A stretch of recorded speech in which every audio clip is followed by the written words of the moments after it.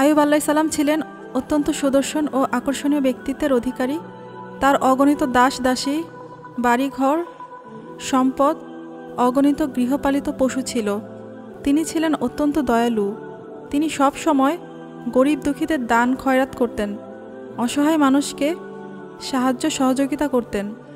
সেই সময় শাম দেশের হুরান নামক স্থানে একটি গোত্র বাস করত, যাদের কাজ ছিল বিভিন্ন মূর্তি ও দেবদেবীর পূজা করা। হুরানবাসীকে সঠিক পথে ফিরিয়ে আনতে মহান আল্লাহ তাআলা আইয়ুব আলাইহিস সালামকে নবী হিসেবে নির্বাচন করেছিলেন। আইয়ুব আলাইহিস সালাম ছিলেন নবী ইয়াকুব আলাইহিস সালামের যমজ ভাই ইজ এর বংশধর। তিনি ইউসুফ আলাইহিস সালামের বংশে বিবাহ করেছিলেন। তার স্ত্রী ছিলেন অতীব পূর্ণবতী নারী। তিনি খারাপ ও ভালো উভয় সময়ই স্বামী আইয়ুব আলাইহিস সালামের সাথে থেকেছেন। কঠিন সময়েও তাকে ছেড়ে যাননি। আইয়ুব আলাইহিস সালাম নিজ পরিবারের যেমন যত্ন নিতেন, ঠিকই একই রকম যত্ন তার দাস দাসী ও কর্মচারীদের পরিবারেরও নিতেন। এই কারণে তিনি হুরান অঞ্চলের অত্যন্ত সম্মানিত লোক ছিলেন।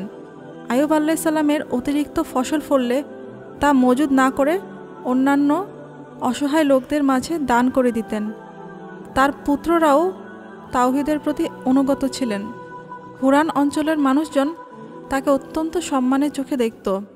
শয়তান বিভিন্নভাবে আইয়ুব আলাইহিস সালামকে পথভ্রষ্ট করার চেষ্টা করেছিল, কিন্তু কোনোভাবেই সফল হতে পারেনি। তখন শয়তান আল্লাহ তাআলাকে বলল, আমি কোনোভাবেই আইয়ুব আলাইহিস সালামকে পথভ্রষ্ট করতে পারছি না, কারণ আপনি তাকে অঢেল নিয়ামত দিয়েছেন।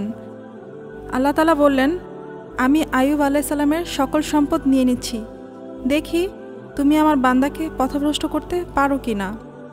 আইয়ুব আলাইহিস সালাম একে একে তার সব সম্পদ হারালেন। এমন এক সময় এসে হাজির হলো যে তিনি তার কর্মচারীদের বেতন দিতে পারছিলেন না। কিন্তু আইয়ুব আলাইহিস সালামের খোদা ভক্তি ক্রমে বেড়েই চলছিল।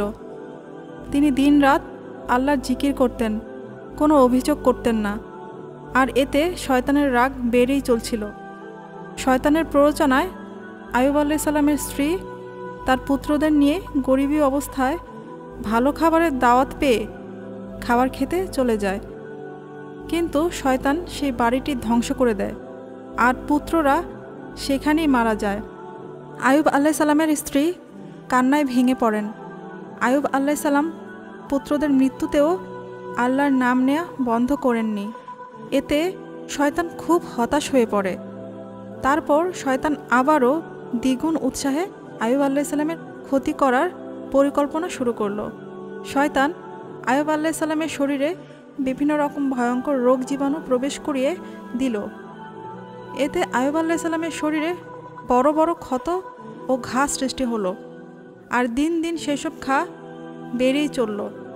আইয়ুব আলাইহিস সালামের খারাপ সময়ে যারা তার পাশে ছিল, দুর্গন্ধ এবং রোগ সংক্রমণের হওয়ার ভয়ে তারাও তাকে ত্যাগ করল। আইয়ুব আলাইহিস সালাম পাথরে শুয়ে দিন কাটাতে লাগলেন, যা ছিল সম্পূর্ণ চিকিৎসাহীন অবস্থায়।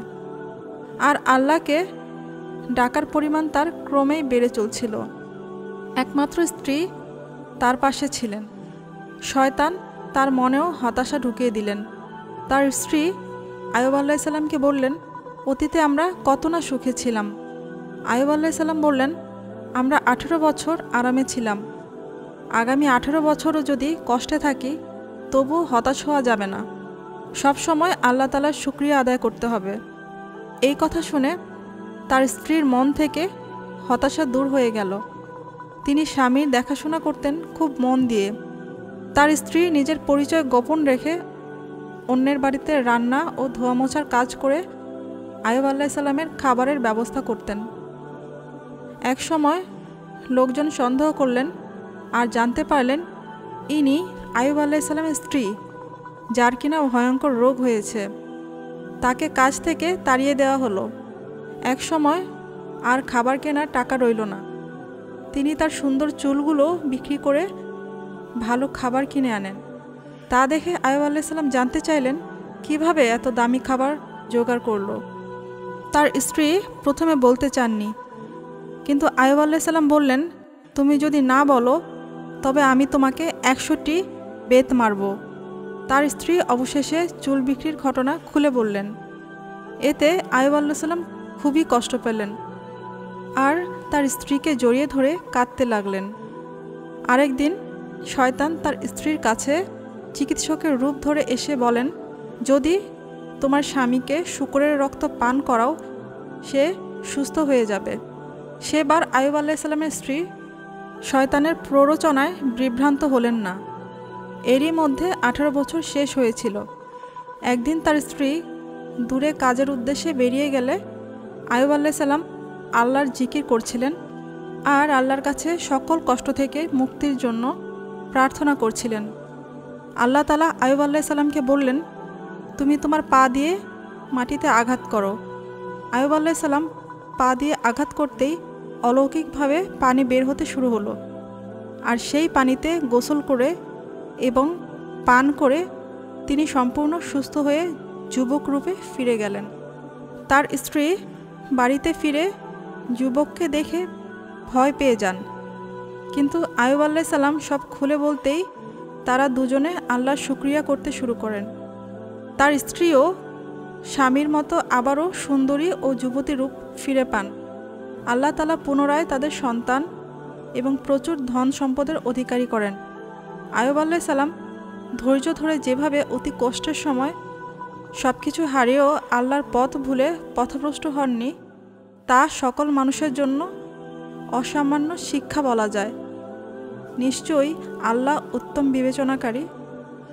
দুনিয়ার মানুষ যেন আইয়ুব আলাইহিস সালামের ঘটনা থেকে এই শিক্ষা লাভ করে যে কখনো ধৈর্যহারা হতে নেই এবং কাউকে বিপদগ্রস্ত দেখে তাকে ঢালাওভাবে খারাপ বা তাকে নিয়ে হাসি তামাশা করা উচিত নয়। আইয়ুব আলাইহিস সালাম ছিলেন ধৈর্য ও স্থিরতার নমুনা স্বরূপ। আল্লাহ দেওয়ার পরীক্ষার উপর মানুষের ভরসা রাখা উচিত, কারণ এতে হয়তো মানুষের মঙ্গল নিহিত আছে এবং আল্লাহর পরীক্ষাকে হাসি মুখে বরণ করে নেওয়াকে মানুষের মধ্যে সবরতা বোঝায়। বিভিন্ন নবীকেই কষ্ট ও আল্লাহর নানা রকম পরীক্ষার মধ্যে দিয়ে যেতে হয়েছে। তাই আল্লাহ বলেন যে তোমাদের খারাপ সময়ে তোমরা আইয়ুব আলাইহিস সালামের কথা স্মরণ করবে। সে আমার এমন একজন বান্দা ছিল যে তার ধৈর্যের পরীক্ষায় সর্বোচ্চভাবে সফলকাম হয়েছে।